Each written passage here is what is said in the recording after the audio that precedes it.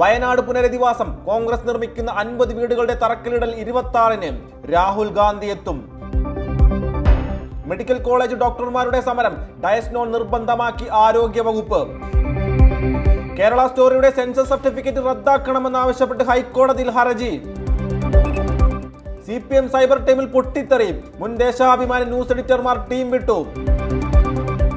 കാട്ടിലാണോ യാത്രക്കാരെ ഇറക്കിവിടുന്നത്?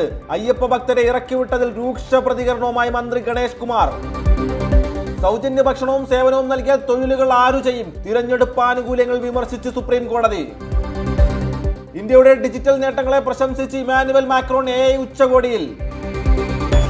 Septic tank വൃത്തിയാക്കാൻ ഇറങ്ങിയ തൊഴിലാളികൾ ശ്വാസം മുട്ടി മരിച്ചു. ചൈനീസ് ഉപകരണങ്ങൾ വിപണി വാഴും. ഇറക്കുമതി നിയന്ത്രണം നീക്കി ഇന്ത്യ. തോളോട് തോൾ ചേർന്ന് റഷ്യ. ഇറാനെ തൊട്ടാൽ അത് തീക്കളി എന്ന് ട്രംപിന് മുന്നറിയിപ്പ്. സൈനിക നീക്കത്തിന് US സജ്ജം. ലോകം ഭീതിയിൽ.